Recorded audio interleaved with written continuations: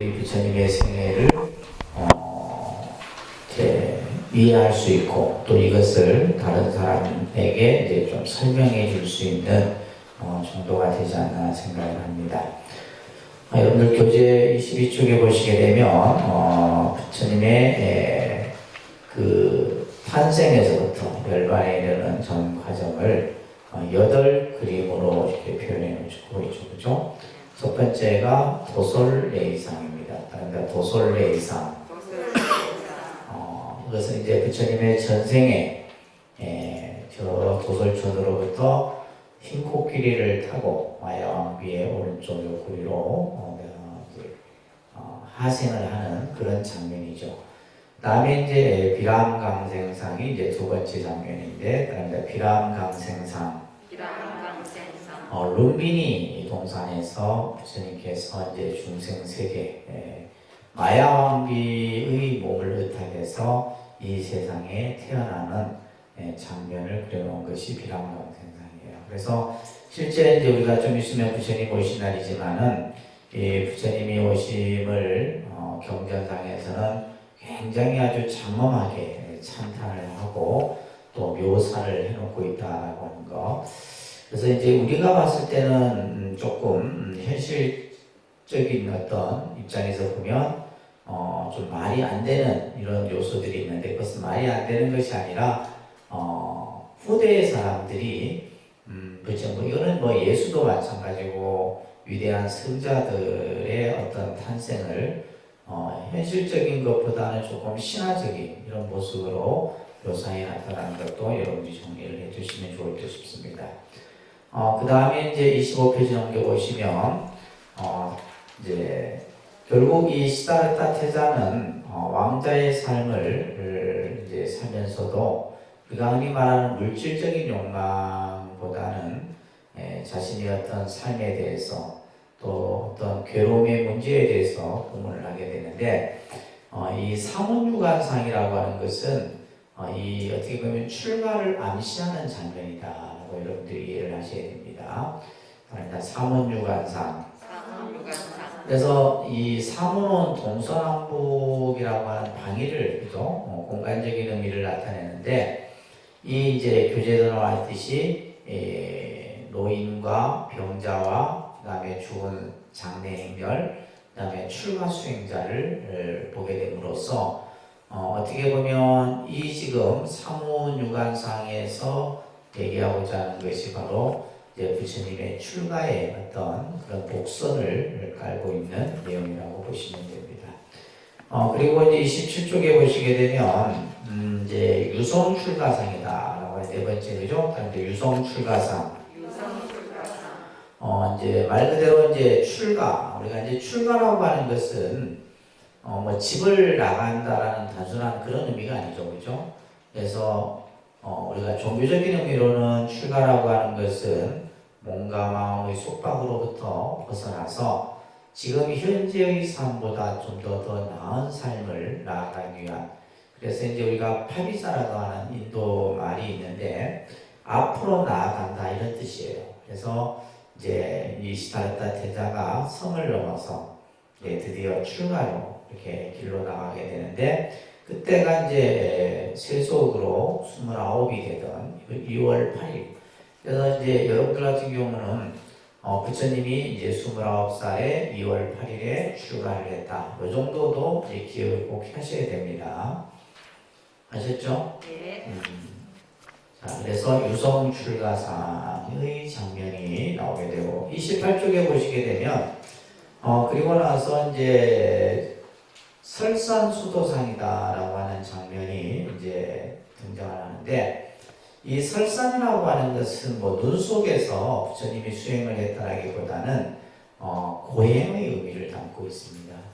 그래서 정말 부처님께서는 어느 누구도 경험하지 못한 그러한 육체적으로 또 정신적으로 고행을 하게 되는데, 사실은 이제 여기에서 이제 6년의 어떤 수행의 이야기가 나옵니다. 그죠?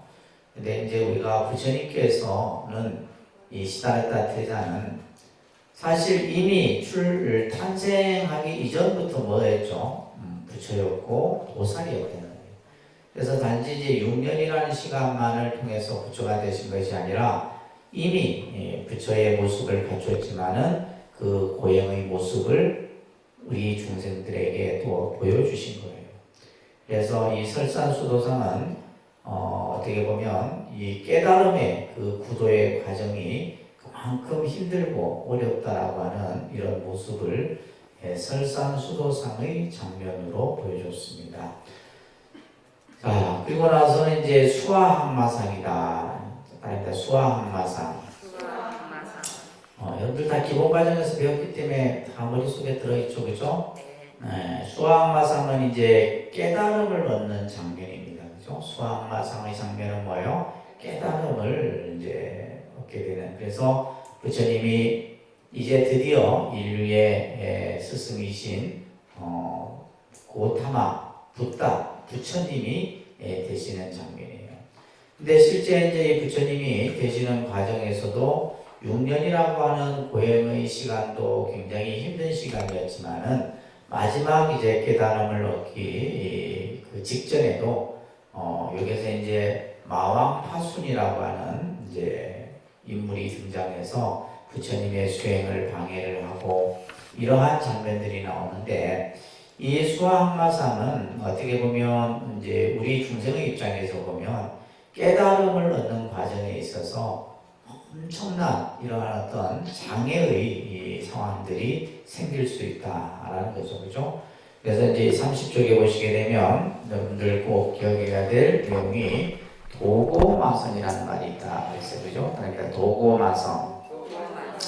수행이 점점 높아질수록 그 수행을 장애하는 여러 가지 현상들이 일어난다는 거예요. 우리가 그냥 생각했을 때는 수행이 높아질수록 오히려 공부가 더 잘 될 것이다 생각하는데 수행이 높아질수록 장애가 그 수행을 근데 그 단계를 딱 넘어서고 나면은 이제 모든 번뇌가 소멸되게 되는 거죠. 그래서 이제 31쪽에 보시게 되면 부처님이 세속의 나이로는 35세가 됩니다. 35세가 되는 12월 8일 이날이 바로 성도제일이 되는 거예요. 그래서 29이 되던 그죠? 우리가 앞에서 부처님이 출가제일이 며칠이었어요? 2월 8일 그죠? 2월 8일이고 부처님이 깨달음을 얻으신 날이 12월 8일입니다. 우리가 부처님 오신 날은 이제 4월 8일이고 그죠? 이렇게 이제 전체적인 그런 내용들도 여러분들이 잘 기억을 해주시면 좋을 듯 싶어요. 성도를 하시고서는 부처님이 이제 49년 혹은 45년 설이 있는데 요 설이 조금 차이가 나는 것은 북방설이라고 하는 것은 이제 대승불교권에서는 49년설을 얘기합니다.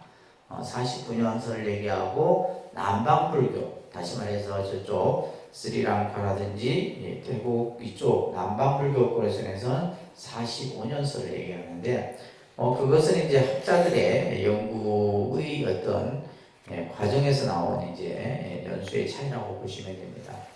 자, 그 다음에 이제 부처님께서 법을 설하는 최초의 장면이 32페이지 보시게 되면 노곤정법상입니다. 그러니까 노곤정법상.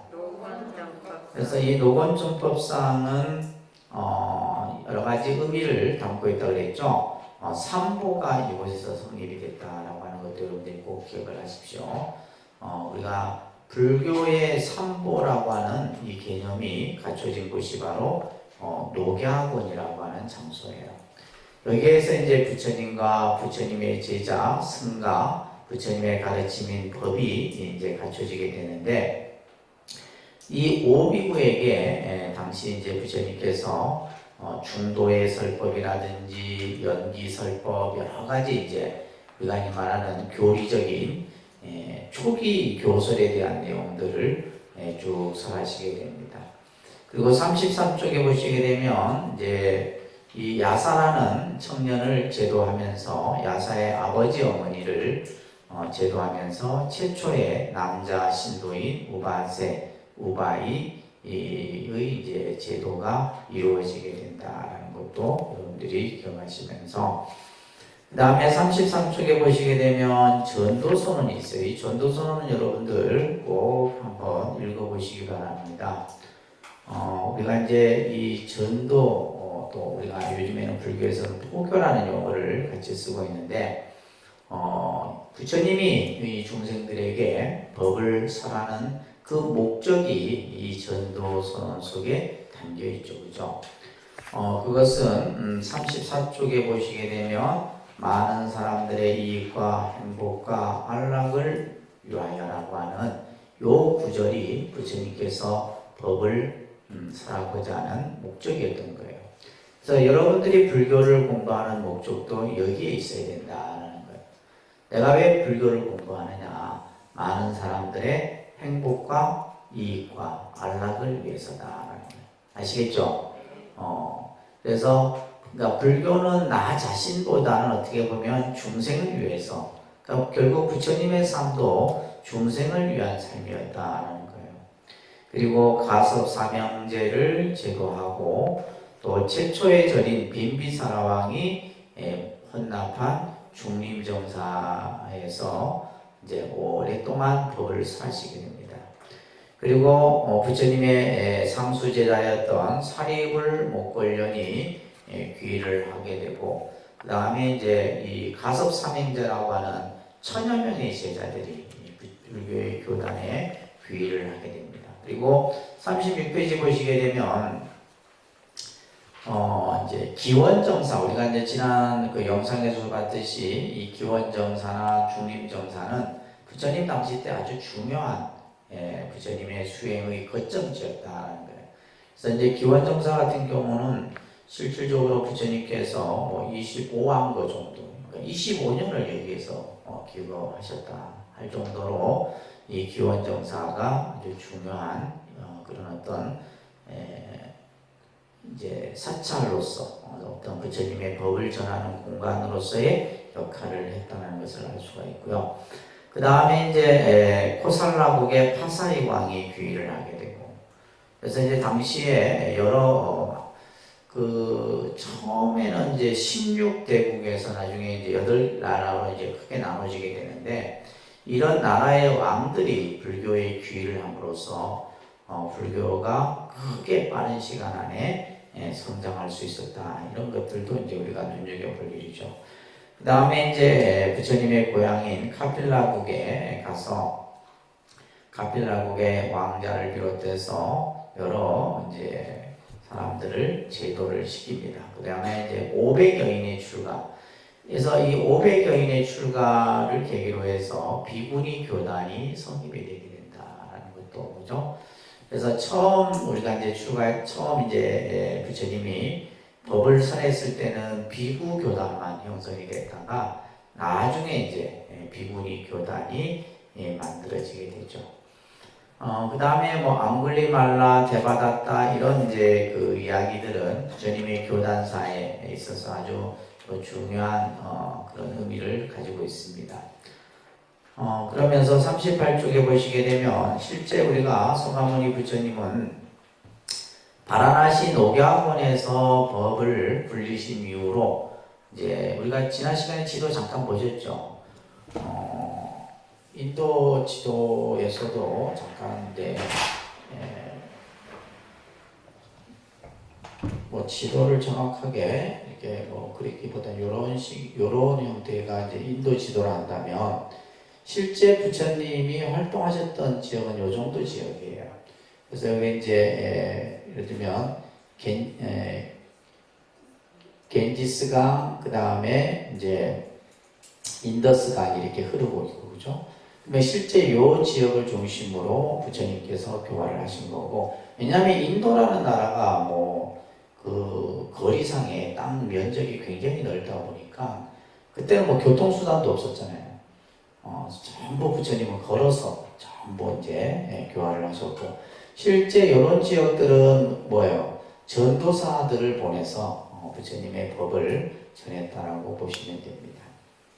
그래서 당시 마가다국이라든지 코살라국 이런 이제 나라들을 중심으로 해서 법을 설하셨다.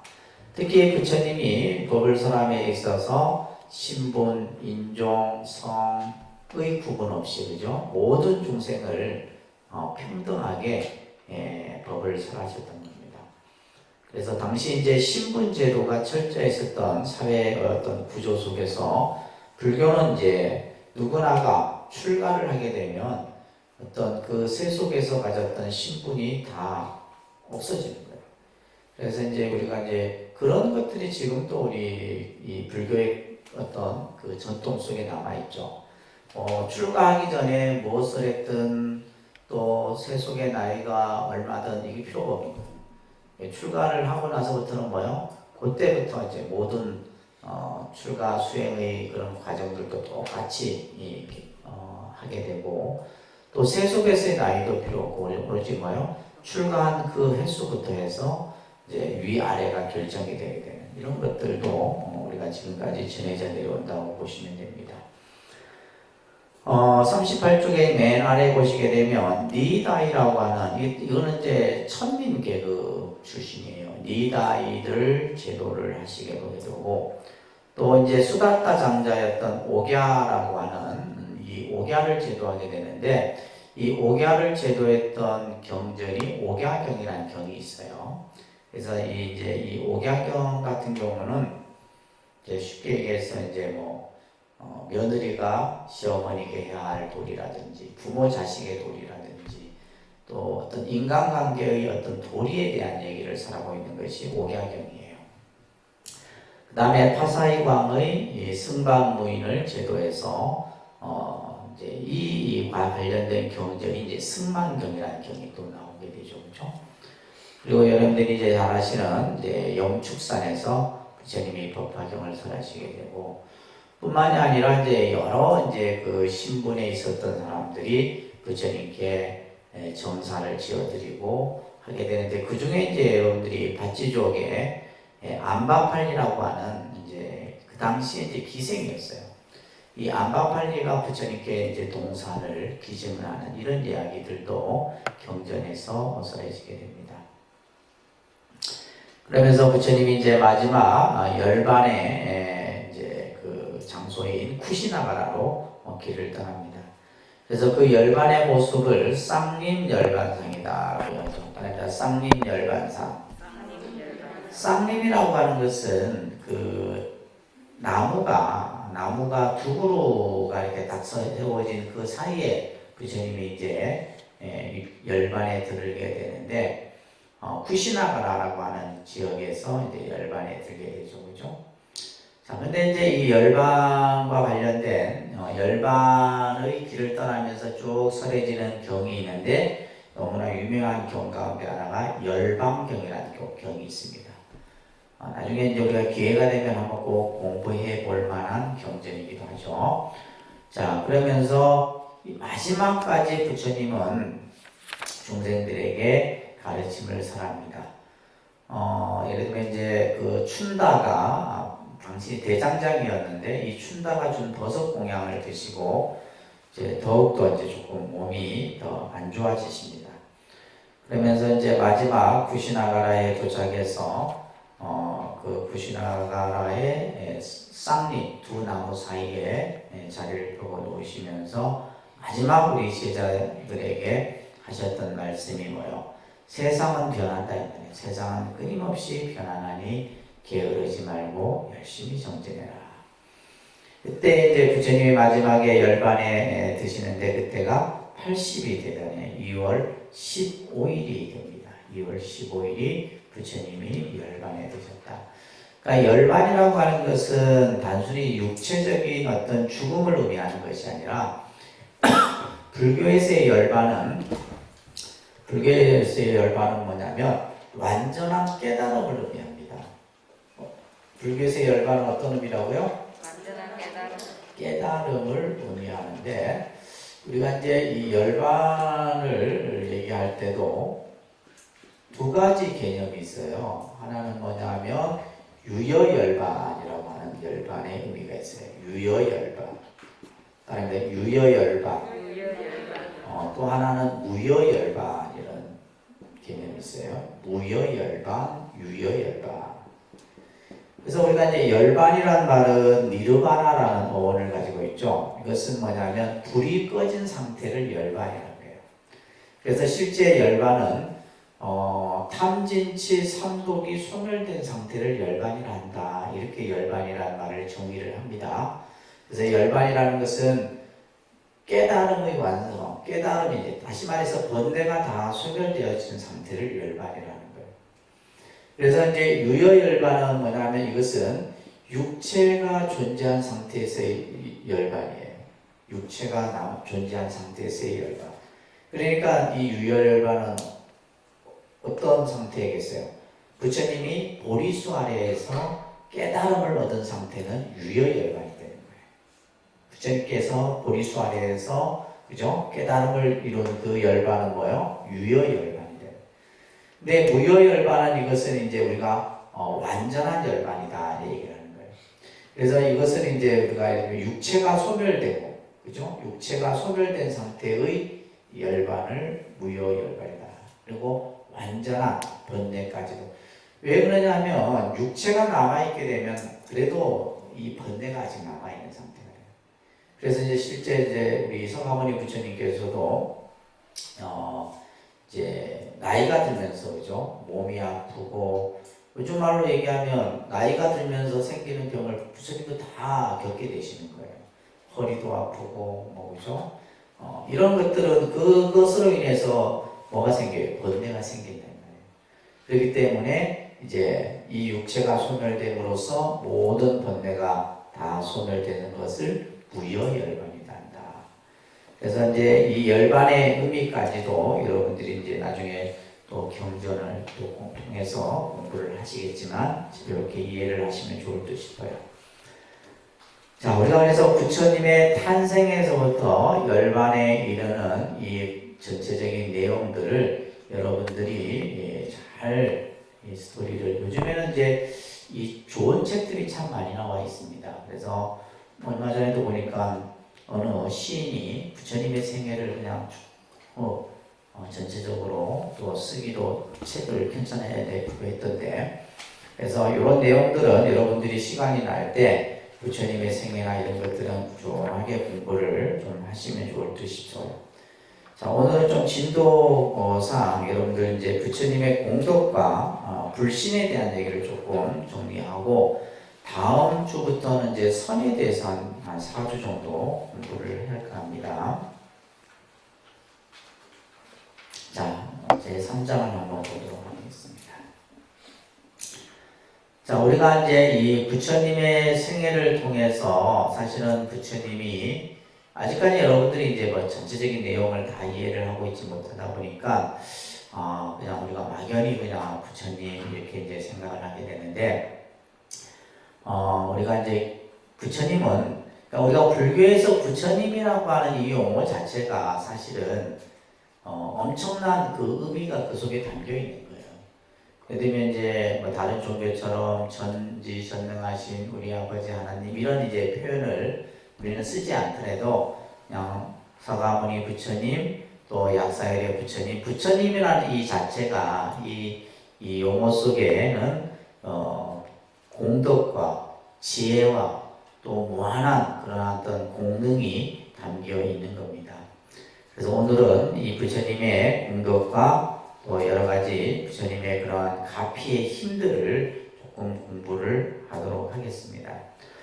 자, 먼저 우리가 이제 이 불신에 대한 개념을 조금 이해를 해야 되는데, 이것을 불신론이라고 해요. 우리가 교리적으로는 불신론입니다. 그래서 기본 과정 때도 조금 설명을 드렸었는데, 이 불신론을 여러분들이 조금 정리를 잘 하고 이해를 하셔야 됩니다. 자, 우리가 이제 불신론인데, 불신이라고 하는 것은 부처님의 그죠? 몸을 불신이라 얘기를 하는 거예요. 근데 이제 이 다른 종교와 달리 이 불교에서의 어떤 이 불신의 모습은 굉장히 다양한 모습으로 나타나죠. 그죠? 여러분들 43쪽에 한번 보세요. 우리가 이제 불교에서는 이 불신을 시간과 공간을 통해서 설명을 합니다. 시간과 공간이라고 하는 거죠. 개념 속에서 부처님의 형상을 설명해야죠. 그래서 우리가 이제 시간으로는 과거, 현재, 미래, 아닙니다. 과거, 현재, 미래. 우리가 이제 시간이라고 하는 개념에서 보면 불신의 모습을 과거, 그래서 이것을 과거불, 현재불, 뭐라 그래요? 미래불 이렇게 얘기합니다.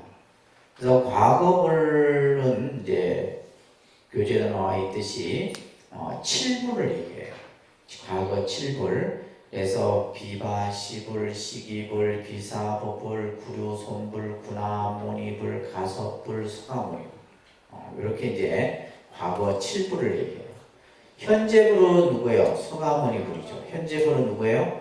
서가모니불입니다. 그리고 미래불은 미륵불이죠. 그죠? 미륵불이에요. 그래서 과거불은 과거 7불. 아닙니다. 과거 7불. 그래서 과거 7불 우리가 앞에서 기본 과정에서 배웠는데 비바, 시불, 그죠? 비바, 시불, 시기불, 구류, 손불, 군화모니불, 군화모니불, 그 다음에 가섭불. 이런 이제 부처님들이 명호가 이게 이제 설명이 되죠, 그죠? 설명이 됩니다.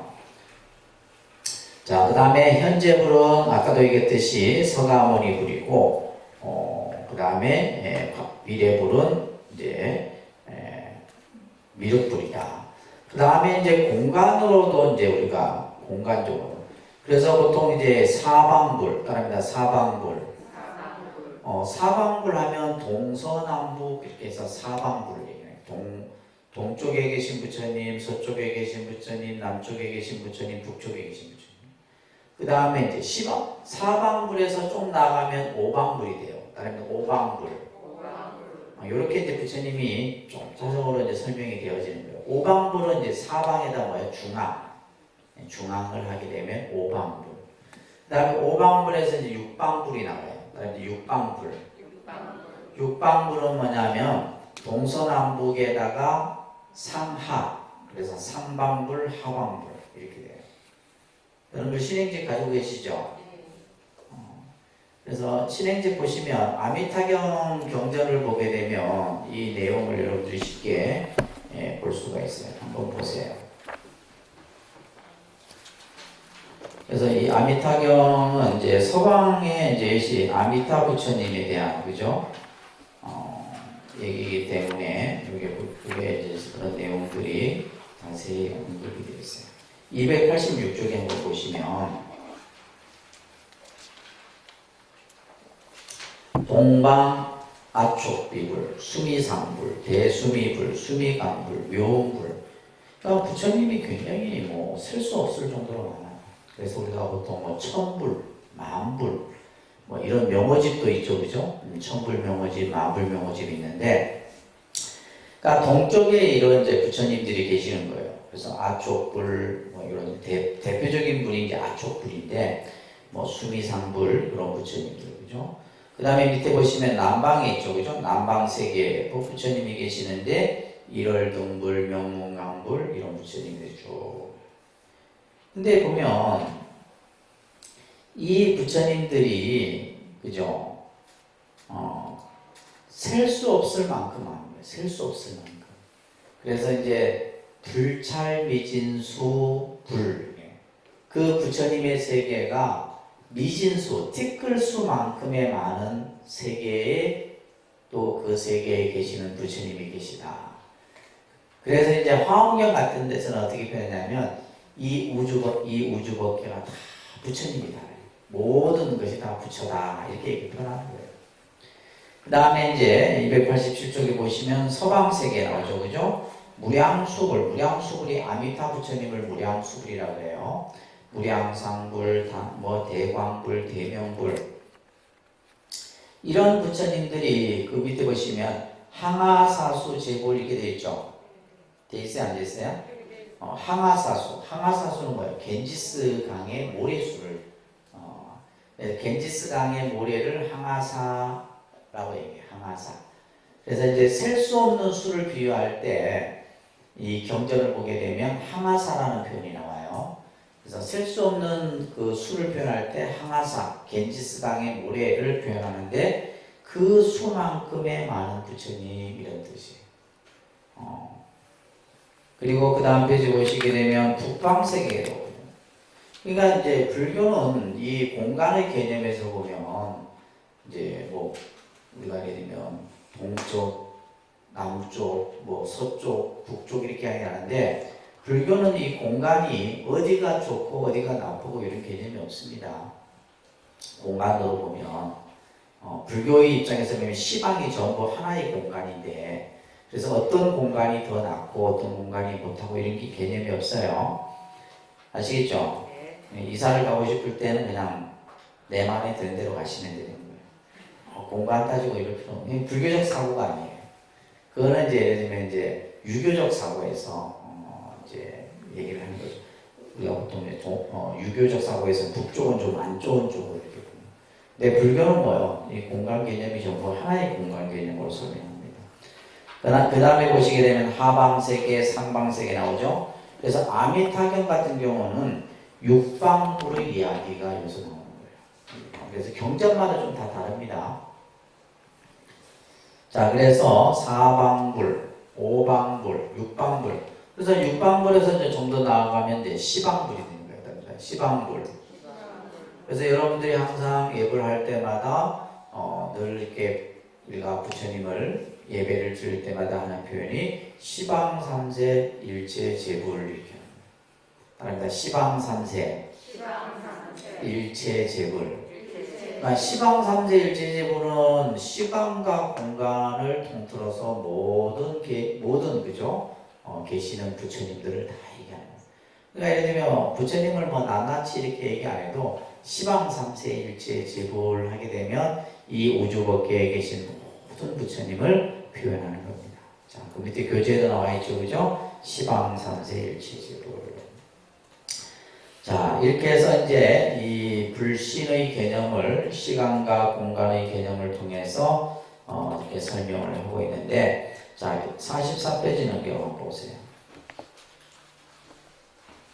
자, 여기에서 이제 중요한 것은 여러분들 초기 불교, 부파 불교 시대는 이제 나중에 요 개념을 여러분들이 지금 또 설명을 드리면. 불교가 이제 교리의 전개에 따라서 시기적으로 구분을 합니다.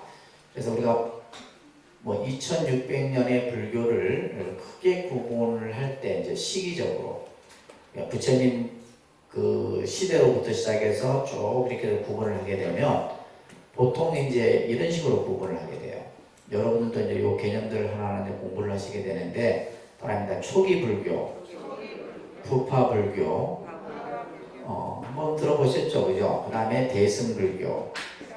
이건 꼭 개념을 이해하셔야 됩니다. 바랍니다. 초기 불교, 부파 불교, 대승 불교. 대승 불교는 이제 우리가 흔히 초기, 중기, 후기 이렇게 나오는데 특히 후기의 불교를 밀교 이렇게 이제 구분을 하기도 해요.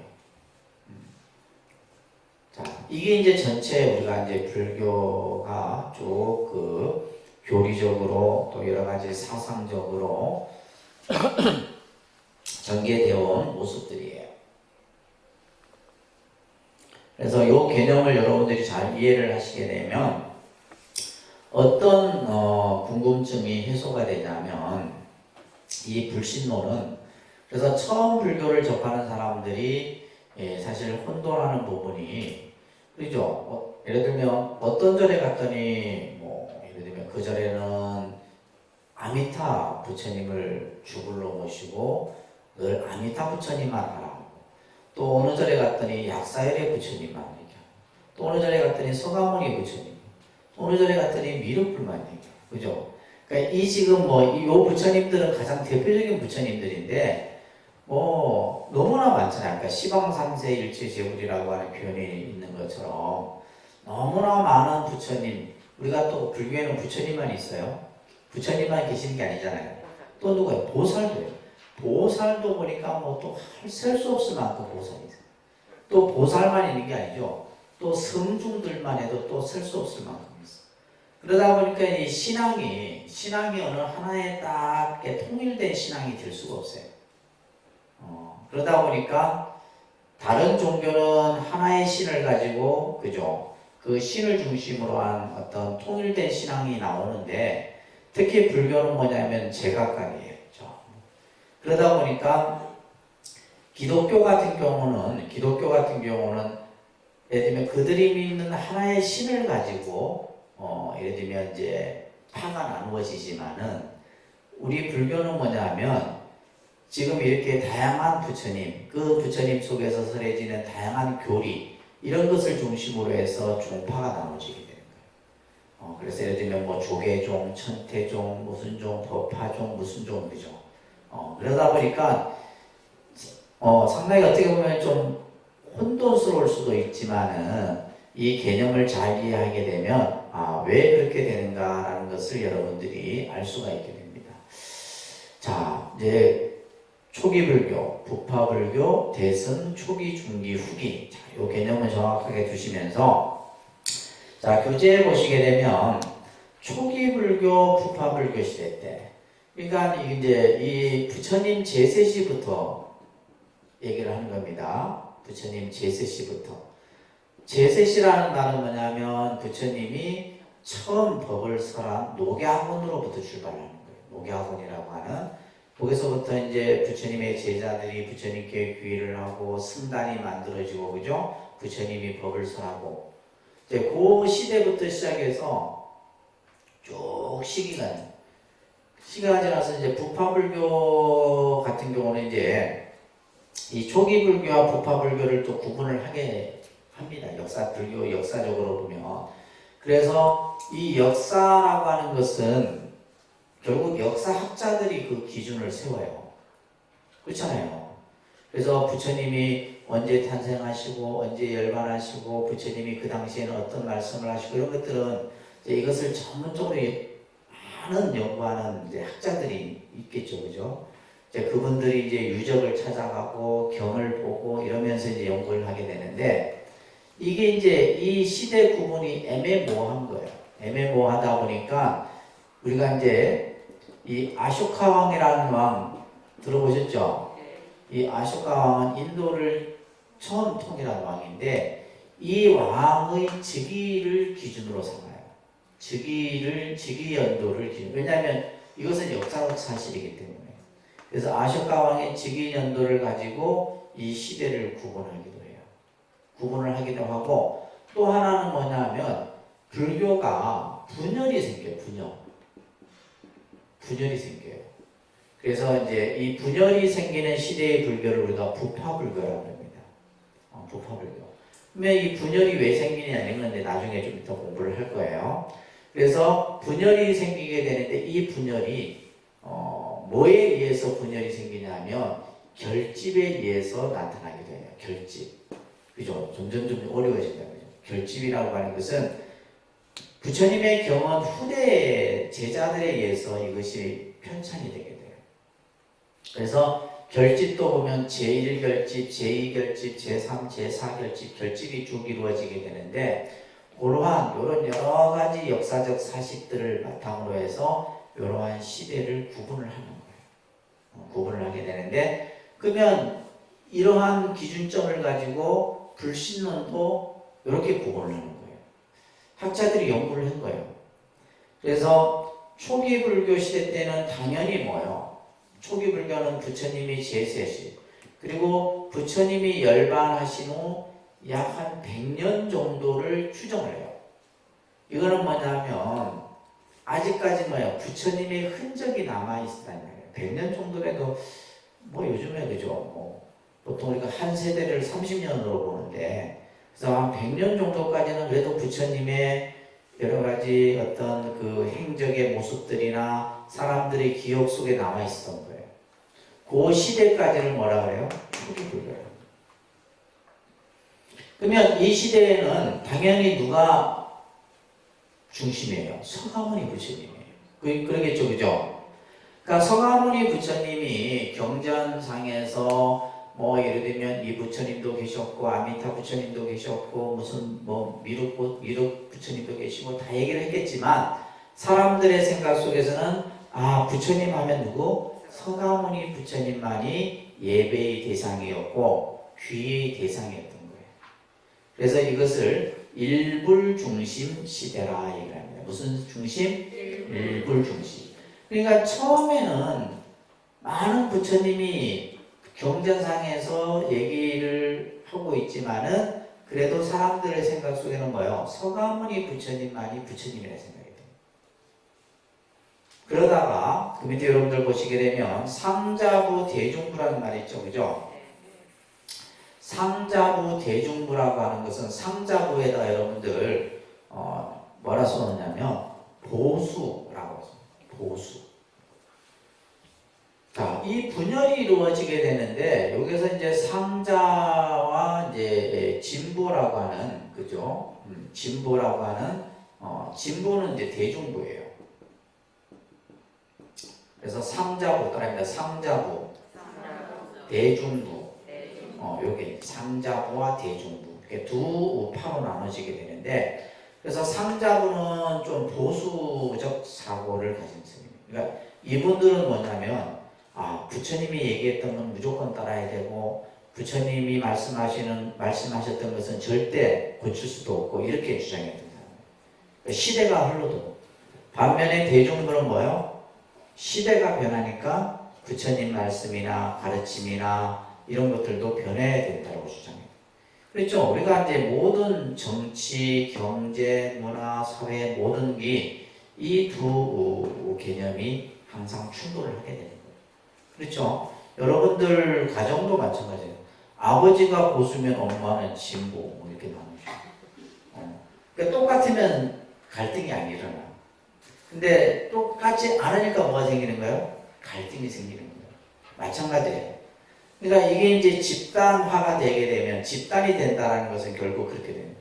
그러면서 예를 들면 여러분들 같은 요즘에는 이제 다 이제 자식들이 나가 살지만은 예전에는 대가족 사회였잖아요. 대가족 사회였다 보니까 할아버지 뜻을 따르는 사람, 할머니 뜻을 따르는 사람, 이제 집안에서 뭐요? 파가 갈라지는 거예요. 실제 그랬잖아요, 그죠? 집안에서도 파가 갈라져요. 그러니까 우리가 이제 이 스님들도 마찬가지죠. 스님들도 보면 사고가 보수 성향의 사고를 가진 스님들이 있고 진보 성향을 가진 스님들이 있고 이게 이제 상자부 대중부예요. 그래서 이제 상자부 같은 경우는 일불 서가모니 부처님만을 부처님으로 생각했고 대중부는 뭐요? 부처님이 설하신 법, 그죠? 가르침도 똑같은 부처님이다 라고 생각을 했던 거예요. 그러니까 이게 이제 생각이 좀 더 나아간 거죠, 그죠? 그러니까 이런 것들은 뭐냐면 특히 이제 여러 경전에서 이런 이제 부처님의 가르침들이 설해집니다. 특히 이제 법화경 같은 경우에는 이 경전이 바로 나다라는 말씀을 하세요. 이 경전이 바로 나다. 그러니까 결국 뭐예요? 부처님의 법이 결국 뭐예요? 부처님이다라는 거예요. 이런 가르침들이 이제 대승의 어떤 경전상에서도 많이 보여지는데, 그래서 처음에는 일불 중심에서 이제 부파불교 시대가 되게 되면 이불 중심으로 나타나는 거예요. 그죠? 일불에서 몇 불? 이불 중심으로. 그래서 법의 개념, 법의 가르침도 부처님과 똑같이 생각했던 거예요. 그러면서 이제 대승불교가 들어서게 됩니다. 대승불교가 들어서게 되는데, 대승 초기에는 여러분들 교재에다 나와 있듯이 AD 250에서 500년 정도를 대승 초기라고 하는데, 이때는 이제 이러한 일불과 법 중심의 개념이 발전이 됩니다. 그래서 불교 교리는 계속해서 발전이 돼요. 그래서 어려운 겁니다, 사실은. 그러니까 그 교리가 그대로 이렇게 딱 있는 것이 아니라 똑같은 교리를 가지고 계속 덧붙여요.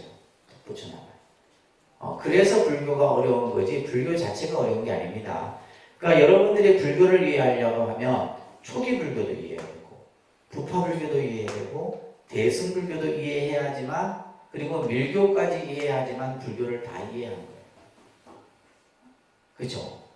그래야지만 불교 교리를 다 이해했다라고 보는 겁니다. 근데 만약에 초기 불교만 나는 가지고 불교를 이해했다 생각하면 이제 우리가 대학 같은 데서 이제 대학은 이것을 다 전공할 수 없잖아요. 이거 전체를 다 전공할 수 없거든. 그래서 초기 불교 전공하는 사람, 또 부파 불교 전공하는 사람, 대승불교 전공하는 사람이 각기 다 달라요. 다르다 보니까 맨날 뭐예요? 초기 불교가 최고다. 대승불교가 최고다. 부파 불교가 최고다. 이렇게 맨날 뭐하냐? 싸우는 거예요.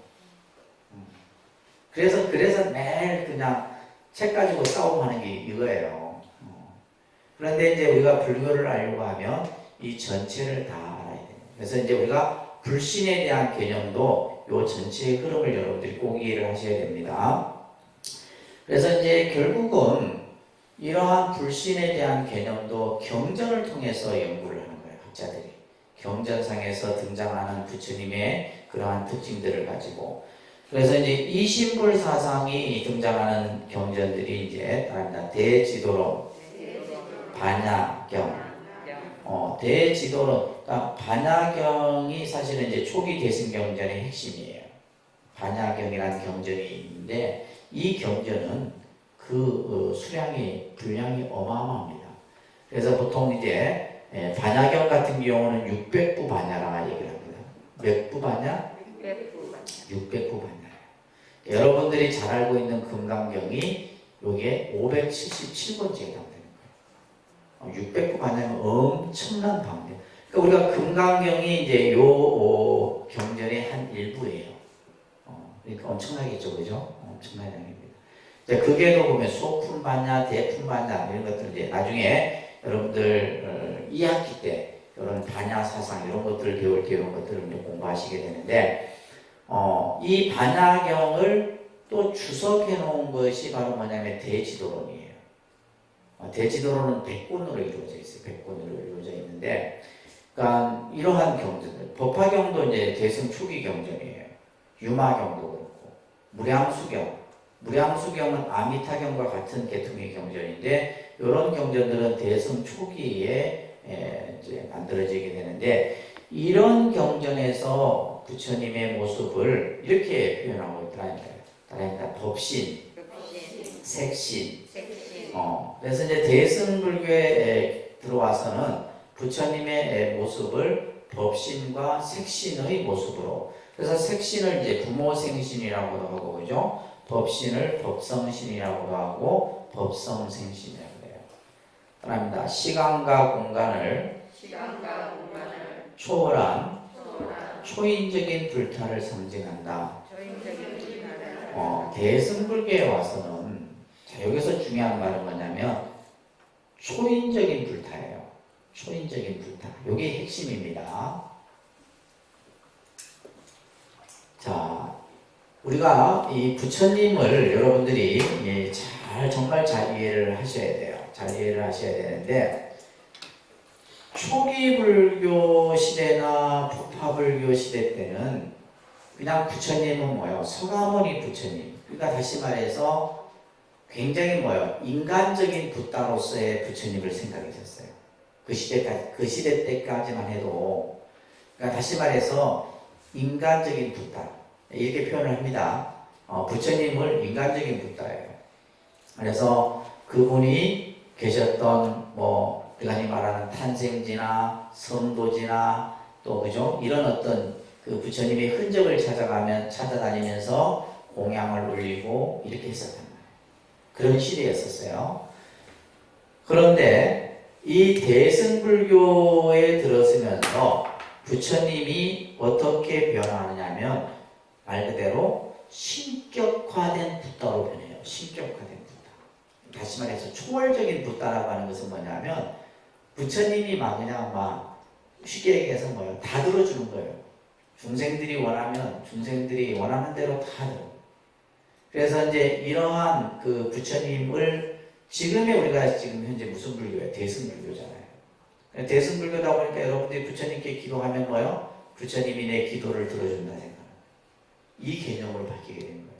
이게 언제냐면 이 대승불교 들었으면 이것을 가장 잘 나타낸 경전이 바로 법화경이에요. 법화경이나 반야경이나 이런 경전을 보게 되면 부처님의 어떤 그 무한한 공덕, 쉽게 얘기하면 뭐요? 그냥 내가 마음으로 부처님이란 명어만 불러도 뭐요? 다 성취되는 거예요. 그래서 아까 무량수경 같은 경우는 이제 아미타 정토 계통의 경전인데, 그래서 아미타경 같은 경우도 뭐요? 나무 아미타를 10번만 불러도 뭐요? 극락세계 간다 이런 표현이 나와요. 무슨 말인지 아시겠죠?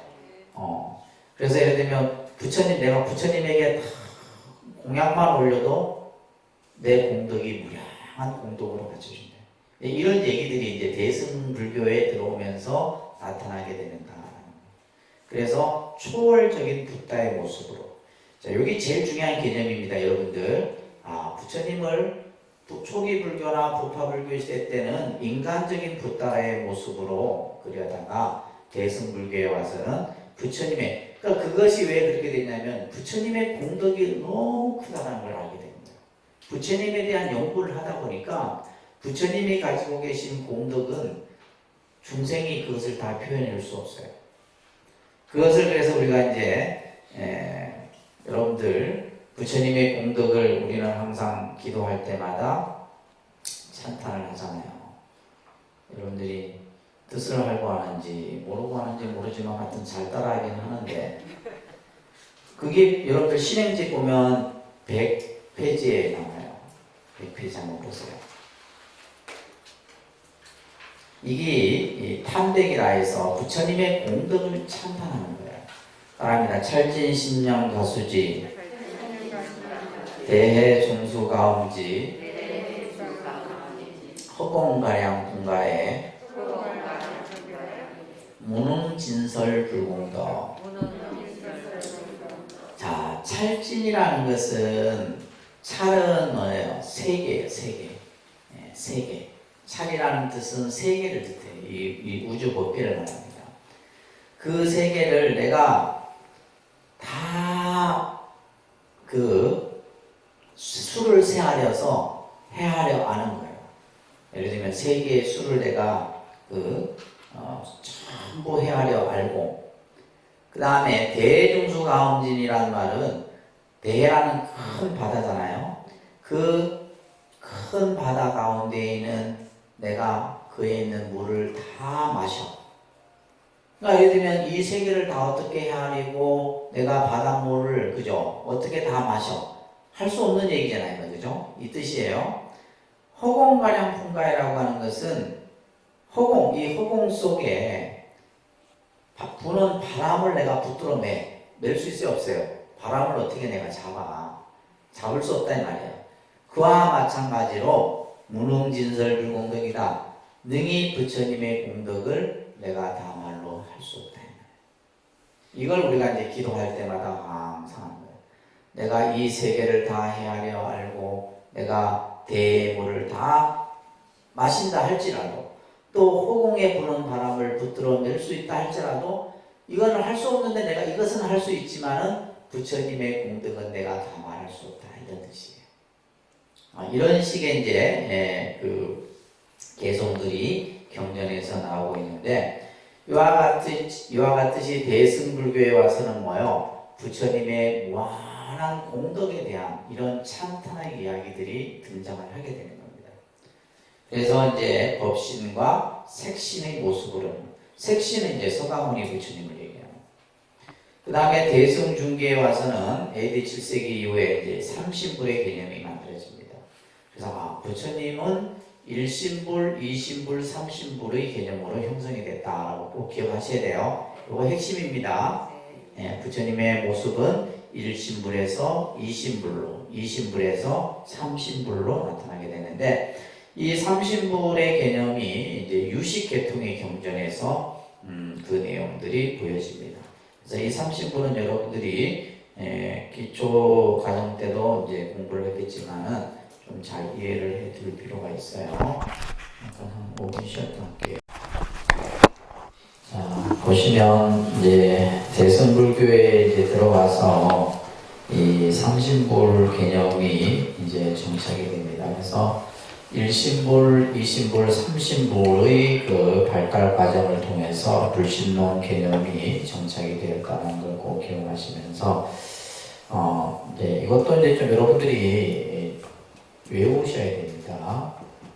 그래서 3신불 이렇게 하면 그다음에 법신, 보신, 화신. 그래서 이제 우리가 법신, 보신, 이제 화신 이렇게 이제 그죠? 이제 이 법신불은 이제 깨달은 그 자체를 불의 본질로 본다 이렇게 되어 있습니다. 그래서 이 법신의 개념은 우리가 이제 그 초기 불교 부파불교 시대 때 대정부에서 부처님의 법을 그죠 불의 개념으로 본 것을 그대로 이제 발전되어져서 이제 이 법신불의 개념이 나타나게 되는데, 그래서 그 법신불의 부처님을 우리는 비로자나불이다 얘기합니다. 비로자나불, 아닙니다. 청정법신, 비로자나불. 그래서 원래 비로자나라고 하는 말은 바이로차나라고 해서 광명이라는 뜻을 가지고 있어요. 광명, 빛을 의미하는데, 그렇죠. 우리가 빛이라고 하는 것은 어디에는 비추고 어디에 비추지 않는 것이 없이 빛이 비춰지면 모든 곳이 다 빛이 비춰지는 것처럼, 그래서 이제 광명 변족 이런 뜻을 가지고 있어요. 그래서 이제 이 비로자나 부처님을 모신 정각을 보면 우리가 이제 통도서 같은 경우는 대광명전 이렇게 해요. 대광명전. 또 해인사 같은 경우는 대적광전 이런 이제 정각을 편액을 붙이는데, 그래서 비로자나 부처님이죠. 그래서 이제 이 비로자나 부처님 이 법신불은 형상이 본래 있는 게 아닙니다. 부처님의 법 그 자체를 불의 본질로 보는 거고, 우리가 그러면 비로자나 부처님의 형상, 우리 지금 3층의 대법당에도 본존불이 비로자나 부처님인데, 이 비로자나 부처님은 본래는 형상이 따로 있는 것이 아니에요. 이 우주 법계의 모습을 불의 본질로서 표현해 온 것이 바로 비로자나불이에요. 자, 그 다음에 이제 보신불은, 자, 따라합니다. 보살이 수행을 쌓아 그 본원을 성취하여 공덕의 가보로서 깨달음을 얻은 부처님, 이 부처님을 이제 보신불이라고 해요. 그래서 보신불은 뭐냐면 수행을 통해서 뭘 세우고 본원, 서원을 세워서 그 서원이 성취됨으로써 부처님이 되신 부처님들을 보신불이라고 해요. 그래서 우리가 이제 삼신불의 개념에서는 원만보신, 노사나불 이렇게 따라합니다. 원만보신, 노사나불, 노사나 부처님을 보신불이라고 해요. 그래서 이제 이 노사나 부처님도 사실은 이제 신앙적으로는 크게 우리가 이제 이렇게 막 어떤 예배의 대상으로 삼지는 않지만은 삼신불 개념에서 등장을 하죠. 그러나 이제 우리가 좀 더 쉽게 이해하려고 하면 대표적인 보신불은 바로 아미타 부처님이나 약사열의 부처님, 이런 부처님들은 뭐예요? 보신불이에요. 그래서 약사열의 부처님 같은 경우도 12가지 서원을 세워서 그죠? 약사열의 부처님이 되셨고, 아미타 부처님도 48가지 원을 세워서 아미타 부처님이 되셨어요. 이런 부처님들은 전부 뭐예요? 보신불이에요. 그래서 아마 경전상에 등장하는 대다수의 부처님들은 다 보신불이라고 보시면 돼요. 왜냐하면 보살로서 수행을 해서 수행의 서원을 세워서 궁극의 깨달음을 이룬 부처님들이 전부 보신불에 해당되기 때문에 이런 부처님들은 보신불이 되는 거예요. 그리고 이제 화신불은 그죠? 화신이라는 것은 몸을 변화했다는 중생을 교화하기 위해서 인간의 몸으로서 변하여 놔두신 부처님. 근데 그 부처님이 서가모니 부처님인데, 우리가 성화무니 부처님을 그냥 이렇게 성화무니 부처님 이렇게 표현하는 것이 아니라 앞에 항상 붙이는 수식어가 있죠. 1100억 화신 서가모니불 이렇게 표현해요. 그러니까 1100억 화신 서가모니불. 그래서 1100억 화신, 1100억이라는 말은 숫자잖아요. 그죠? 그러니까 한량없는 모습으로 변화하는 부처님입니다. 그러니까 예를 들면 서가모니 부처님은 한 분만이 계신 것이 아니에요.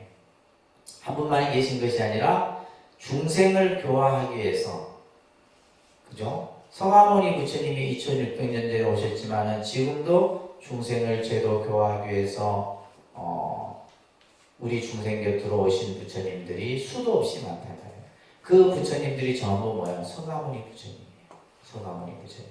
그래서 서가모니 부처님을 1100억 하신 서가모니 불이다 이 얘기를 합니다.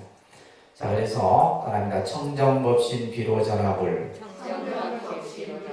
원망보신 노사나불 천백억 하신 서가모니불. 자, 이렇듯이 이제 우리는 앞에서도 시방 삼세 일체제불, 사실 이 안에 전부 포함되는 거예요. 그죠? 시간과 공간 속에 계시는 한량 없는 부처님들이 계시는데, 이 부처님들이 이제 경전을 통해서 이제 이 부처님의 모습을 우리가 좀 정리해 보면, 이제 1신불에서 2신불로, 2신불에서 뭐요? 3신불의 개념으로. 그런데 이제 중요한 것은 이 법신, 보신, 화신의 개념을 여러분들이 잘 이해를 하셔야 돼요. 그래서 법신 일체 사상이 이제 있어요. 법신 일체 사상이라는 개념이 뭐냐면, 자, 이것을 그림으로 조금 나타내면 쉽게 이해가 될 겁니다. 만약에 이런 원이 있고, 이렇게 이제 뜨면, 자, 이 지금 가장 핵심, 그 깨달음의 본질 그 자체를 우리는 법신불이라 했어요. 그죠? 법신불이고 수행을 쌓아서 원을 성취하여 깨달음을 이룬 부처님을 보신이라고 했어요. 그 다음에 중생을 교화하기 위해서 여러 가지의 몸을 놔두신 부처님을 화신불이라고 했어요. 자, 결국 이 법신, 보신, 화신은 뭐예요? 하나예요, 하나. 쉽게 얘기해서 서가모니 부처님의 이 근본 몸은 뭐예요? 법신불이라 이 말이에요. 그래서 육체는 없어졌지만은 뭐예요? 그 부처님은 영원한 거예요. 이게 법신불 사상이에요. 그래서 이 법신 속에 화신이 들어있고, 화신 속에 뭐가 들어있고, 그죠? 법신이 들어있고, 마찬가지로 보신 속에 화신이 들어있고, 화신 속에 또한 보신이 들어있고, 이게 전부 하나의 개념이다. 자, 이 말은 무슨 말이냐면, 불교에서 다양한 이렇게 많은 부처님이 등장을 하고 하지만은 결국은 뭐예요? 전부 하나의 모습이다. 하나의 모습. 전부 한 부처. 그러니까 예를 들면 이제 쉽게 얘기해서 무슨 말이냐면, 서가모니 부처님보다 예를 들면 약사열의 부처님이 더 낫고, 약사열의 부처님보다 아미타 부처님이 더 낫고, 이런 개념을 가지지 말라는 거예요. 무슨 말인지 아시겠죠? 다 같은 부처님이에요. 단지 이제 중생을 교화하기 위해서 어떠한 몸으로 또 어떤 모습으로 나타냐에 따라서 달라지는 것이지 전부 하나의 모습인 거예요. 하나의 모습입니다. 이것이 이제 우리가 법신 일체 사상 이런 개념들은 이제 화엄경 이런 데서 이제 등장을 합니다. 그렇기 때문에 이제 우리가 근데 이제 중생들은 보면 분별을 하고 자기 입장에서 생각을 하다 보니까 이제 그런 경향들이 이제 나타나요. 특히 스님들이 그렇게 만드는 것 같아요. 예를 들면 내가 아미타 신앙을 해요. 아미타 부처님이 최고야. 다른 거 할 필요 없어. 이런 식의 이제 표현을 한다든가. 내가 예를 들면 약사열의 부처님을 해요. 약사열. 근데 그 약사열의 부처님의 그 근본 부처님이 바로 비로자나 부처님이고, 또 그 중생을 교화하게 놔둔 분이 서가모니. 약사열의 부처님과 서가모니 부처님이 다르냐? 다른 게 아니다. 단지 뭐요? 중생의 근기와 교화의 방편에 따라서 수 각각의 모습으로 부처님이 나타나시고, 보살도 마찬가지예요. 보살의 개념도 마찬가지예요. 그래서 이것을 큰 틀에서 여러분들이 하나로 이해를 하셔야지, 어떤 각각의 어떤 개별적인 우열을 가지고 이렇게 논한다거나 그러면 안 된다는 얘기예요. 아시겠죠? 예를 들면 그래서 또 한편으로는 이것은 결국 뭐냐 하면 중생을 제도 교화하기 위해서 이런 다양한 방편의 모습을 설하고 있는 거예요. 그래서 이제 예를 들면 여러분들이 어떤 부처님을 내가 그죠? 부처님을 모시더라도 그래서 우리 지금 3층에 보게 되면 비로자나 부처님, 노사나 부처님, 또 서가모니 부처님, 약사일의 부처님, 아미타 부처님. 그래서 내가 처음에 저거 할 때도 여러분들 보고 고르라 소리 안 했어요. 그냥 쭉 하는 순서대로 그냥. 왜냐하면 분별심을 우리는 항상 일으킨다면 여러분들은 그래 누가 또 되니 서가모니 부처님보다 노사나 부처님은 들어본 적도 없으니까 뭐야. 이 부처님보다는 그냥 약사일의 부처님이야지. 이런 식의 그런 개념 자체를 버려야 된다는 거예요. 그래서 불교에서 등장하는 모든 그 부처님의 핵심은 바로 뭐다? 비로자나불이다. 법신불이에요. 여러분들 안에 있는 게 바로 뭐예요? 법신불이에요. 여러분들 안에 있는 게 바로 뭐예요? 내 안에 있는 그 진리 그 자체의 부처님은 법신불이고 형상으로 나타나는 건 뭐예요? 서가모니 부처님. 여러분들의 모습으로 나타나는 건 서가모니 부처님이고 내가 열심히 수행을 쌓아서 서원을 세워서 닦아가는 이 부처님의 모습은 보신불이다. 자, 그래서 부처님의 불신은 육신은 멸해도 법신은 상주한다. 따라합니다. 육신은 멸해도 법신은 상주한다. 육체는 없어지는 거잖아요. 그러나 부처님의 진리 그 자체는 없어지는 것이 아니다. 멸하는 게 아니에요. 그래서 열반경 같은 데서도 그렇고 법신상주설이 설해집니다. 법신상주설.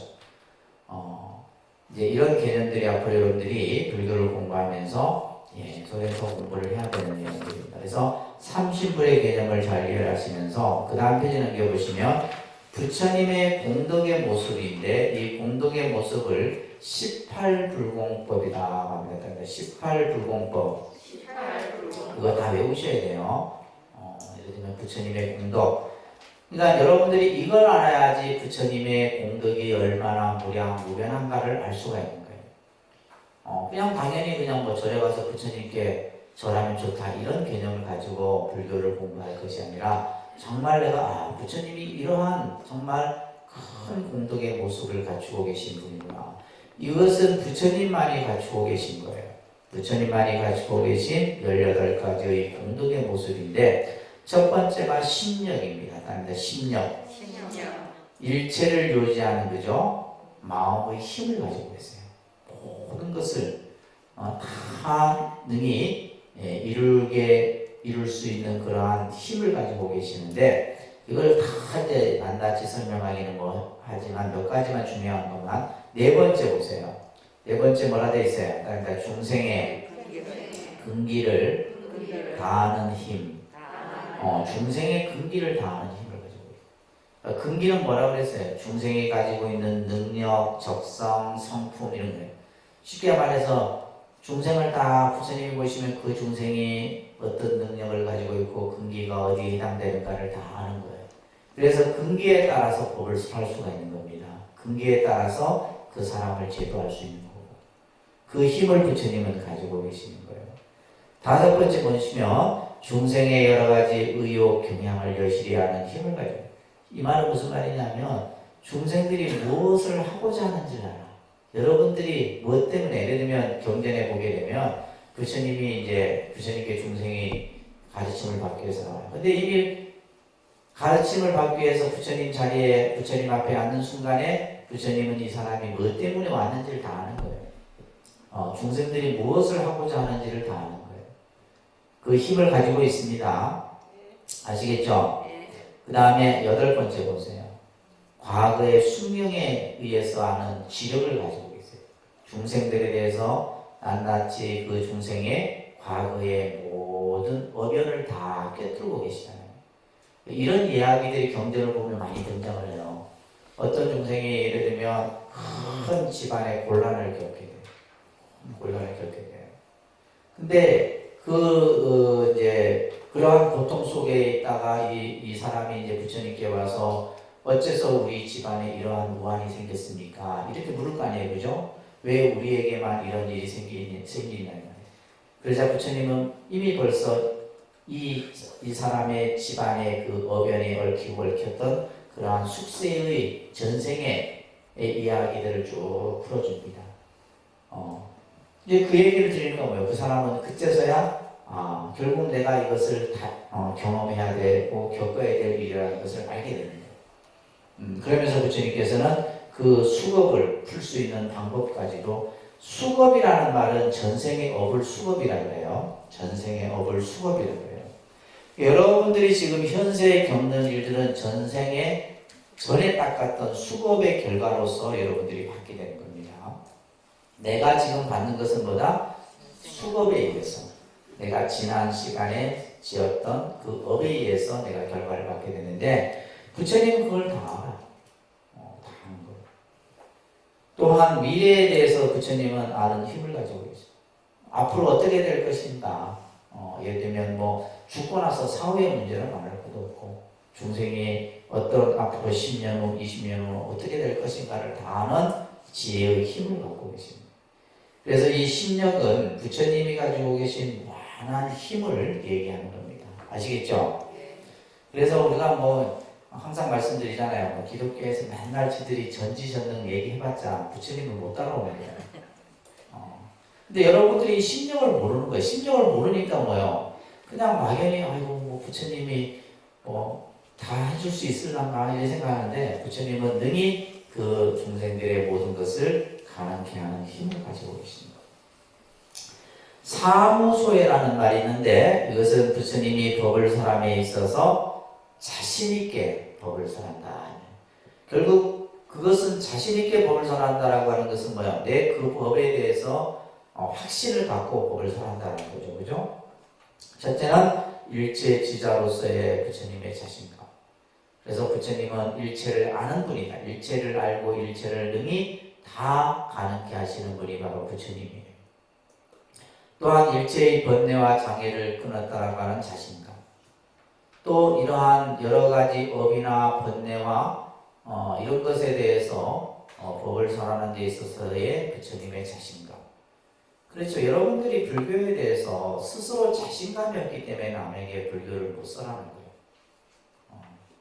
내가 예를 들면 기도를 했는데 그 기도에 대해서 확신이 있어요. 다른 사람에게 뭐예요? 기도를 하라고 권할 수 있겠죠. 근데 내가 안 해봤는데 어떻게 권하겠어? 내 스스로 확신이 없으니까 못 권하는 거예요.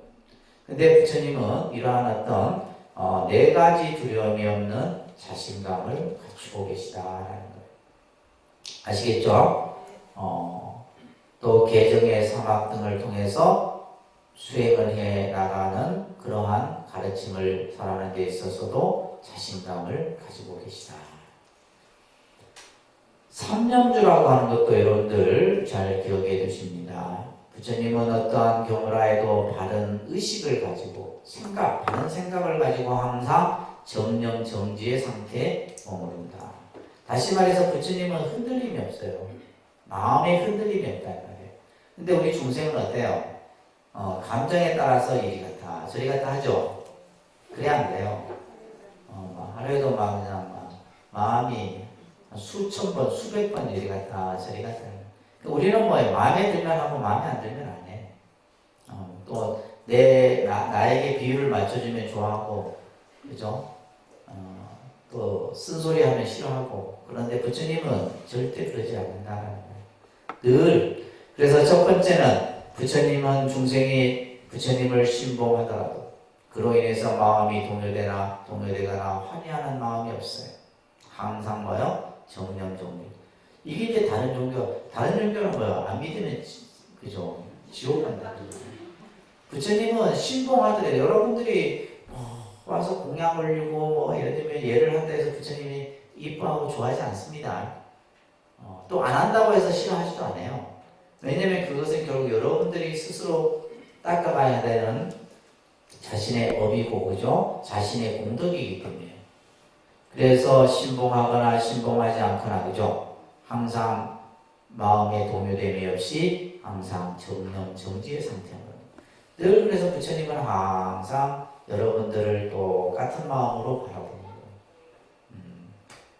이것을 삼념주라고 합니다. 그리고 마지막에 이 대비라는 말이 중요한 거예요. 부처님은 항상 대비심을 가지고 있어요. 그래서 부처님이 이 세상에 오신 이유도 중생을 구제하고자 하는 대비심의 마음에서 비롯된 거예요. 그래서 우리가 이제 불교를 수행하면서 우리가 갖고 해야 될 마음이 자비라는 말이죠. 그죠? 자비인데 이 자비를 극대화된 표현으로 얘기할 때 대자대비 이렇게 표현한 거예요. 그러니까 대자대비. 대자대비. 그래서 이제 이 대자는 이거는 절대라는 뜻이에요. 크다 작다 이런 말이 아니에요. 크다 작다 이런 상대적 개념의 대가 아닙니다. 절대. 그래서 대비, 대자, 대비심 이렇게 얘기해요. 그래서 우리가 보통 자심이라고도 표현하고 비심이라고도 표현합니다. 대자심, 대비심 이렇게 표현해요. 그래서 이 두 단어를 합해서 대자, 대비심 이렇게 표현합니다. 가장 완벽한 표현이에요. 대자, 대비심. 그래서 부처님이 중생을 향해 가지는 마음은 대자, 대비심인데 이 자라는 의미보다도 비의 의미가 더 큽니다. 중생의 입장에서 보면. 자, 이 자라는 것은 뭐냐면 기쁨과 행복을 주는 것을 자심이라고 해요. 다른 사람에게 뭘 주는 것? 기쁨을 주는 거예요. 다른 사람에게 늘 뭔가 좋은 기운을 주고, 그죠? 좋은 마음을 주는 거. 이걸 뭐라 해요? 자심이라는 겁니다. 자심. 이 비심은 뭐냐면, 이 비자는 슬플 비자인데, 이 비심은 뭐냐면, 괴로움을 함께 나누는 마음이에요. 중생의 고통, 중생의 아픔을 함께 아파하고, 그 아픔으로부터 구제하려고 하는 마음을 비심이라고 해요. 그래서 우리가 이제, 보살 중에서 가장 큰 이제 이러한 대자 대비심을 가진 보살이 바로 관세음 보살, 지장 보살 이런 보살을 얘기하는 거예요. 그래서 이런 보살들은 뭐냐면 항상 중생에게 뭘 주고 기쁨과 행복을 주고 중생의 아픔, 고통, 그죠? 고통을 구제하는 겁니다. 고통을 구제하고 또 중생의 아픔을 치유하는 그러한 마음이 바로 대비심이에요. 그래서 부처님이 가지고 있는 가장 큰 마음이 바로 대비심이다. 그래서 우리가 이제 가져야 될 마음이죠, 그죠? 그래서 우리는 보통 자비심 이렇게 표현하는데 여러분들이 기도하고 수행하면서 갖춰야 될 마음입니다. 자, 그래서 우리가 부처님을 그 밑에 보시게 되면 부처님은 두 가지를 갖췄다고 해요. 이 18불공법을 한마디로 이제 표현하면 지혜와 복덕이다 얘기를 합니다. 그러니까 지혜와 복덕. 부처님은 어떤 분이냐 하면 지혜와 복덕을 부족하신 분이다. 예. 그래서 부처님을 우리는 보통 이제 거룩한 부처님, 지혜와 복덕을 갖추신 부처님 이런 이제 표현들을 쓰는 거예요. 그래서 지혜와 복덕을 부족하신 분이다. 부처님이 가지고 계신 이제 공덕입니다. 그 다음에 여러분들, 그 다음 페이지 보시면 이것도 이제 여러분들 다 외우셔야 됩니다. 시험 보시려면. 부처님의 10가지 명호입니다. 10대 명호라 그런다 그랬어요. 그 다음에 열애, 은공, 정견지, 명행조, 선서, 세간의, 무상사, 조장부, 천인사, 불세존. 그래서 우리가 명호라고 하는 것은 어떻게 보면 우리가 이제 위대한 인물들 같은 경우, 그죠? 그 사람의 이름만 딱 들어도 어떤 분, 어떤 사람, 그 사람이 어떻게 살고, 그죠? 어떠한 존재고 라는 것을 알 수 있잖아요, 그죠? 그렇듯이 우리가 부처님의 10가지 명호는 어떻게 보면 이 명호 속에 부처님이 갖추고 계신 위대함이 이 명호 속에 다 담겨 있는 거예요. 그래서 우리가 이제 어떠한 대상을 찬탄할 때 가장 우리가 찬탄하는 것이 바로 그 사람의 이름이잖아요. 이름. 그러니까 부처님을 명호를 그러니까 명호라 하지 이름이란 표현을 안 씁니다. 불명호 이렇게 명호라는 말을 쓰는데 열애라는 말은 진리대로 오시고 진리대로 가신 분이다 이런 뜻이에요. 열애. 은공이라는 말은 중생들로부터 하늘과 천상으로부터 마땅히 공양을 받을 만한 분이다 이런 뜻이에요. 은공. 그래서 우리가 이제 보통 아라한을 은공이라고도 합니다. 아라한을 이제 은공이라고 하는데 마땅히 공양을 받을 만한 자격을 갖추신 분이에요. 그 다음에 정변지 일제법을 두루 깨치신 분이에요. 다 모든 것을 아시는 이제 깨치신 분을 정변지. 명행족은 지혜와 행이 부족하신 분이다 이런 뜻이고, 선서라는 말은 다시는 윤회하지 않는, 그죠? 두 번 다시 중생의 몸으로 돌아가지 않는 분이다. 윤회를 이제 끊으신, 윤회로부터 벗어나신 우리가 부처님이다라고. 여섯 번째 세간의 같은 경우도 세간의 모든 것을 능히 다 아시는 분이다. 모든 것을 다 아는 거예요. 아까 우리가 심리학에서도 그죠? 그것을 볼 수 있었잖아요. 그 다음에 무상사라고 하는 것은 가장 위없이 존귀한 가장 높은 분. 더 이상 부처님보다 더 높은 분이 없다. 가장 높은 분을 무상사 이렇게 얘기하는 거예요. 그 다음에 조장부라는 말은 조라는 말은 길들인다 이런 뜻이에요. 장부라는 것은 사람을 얘기하죠. 그죠? 그래서 부처님은 중생을 잘 길들이는 분이에요. 중생이 어떤 중생이라도 우리 아까 보셨잖아요. 앙굴리말라라든지 데바다타 이런 이제 제자들은 당시에 아주 그냥 사회로부터 그냥 이렇게 아주 격리되어야 될 사람이에요. 앙굴리말라 같은 경우는 99명을 죽인 사람이에요. 살인자거든요. 이제 그 살인자를 알지라도 부처님 앞에서는 그 사람을 다 가르침으로써 이제 제도를 시킨다는 거예요. 대바다타라는 인물도 마찬가지고. 그래서 가장 중생을 길들이는, 잘 길들이는 분이 바로 부처님이다. 천인사라고 하는 말은 뭐야? 하늘과 인간의 스승이다 이런 뜻이에요. 하늘과 인간의 스승인 분을 바로 부처님이다 라고 얘기하는 겁니다. 또한 세존이라는 말이 있죠. 그죠? 가장 존귀하신 분이다 이런 뜻이에요. 그래서 열애, 은공, 정변지, 면행족, 선서, 세간의 무상사, 조장부, 천인사, 불세존 이렇게 다 외우셔야 돼요. 예, 10대 명호라고 합니다. 10대 명호. 자, 그 다음에 여러분들이 또 이제 알아야 될 것이 바로 뭐냐면 부처님의 10대 제자예요. 10대 제자. 이거 10대 제자도 다 외우셔야 돼요. 이 중간중간에 쪽지 시험을 봐야 되는데 공부를 하는지 다 외우셔야 돼요. 아니 근데 교인들은 왜 그 사람들은 12사도들 막 절별하게 다 외우는데 우리 불자들은 보면 10대 제자가 누구지? 꼭 아셔야 돼요. 자, 우리가 이제 이 불교의 교단은 앞에서도 이제 삼보라는 개념이 얘기가 되죠. 그죠? 이 삼보라는 것이 참 중요한 개념입니다. 그래서 우리가 진리를 깨달으신 부처님, 그죠? 우리가 부처님에 대해서 지금까지 쭉 공부를 하고 있습니다. 그 다음에 부처님이 깨달으신 그 가르침을 펴신 다르마 법이라고 하는 개념. 그 다음에 승이라는 개념은 그죠? 부처님의 가르침을 따르고 배우고 실천하는 무리들.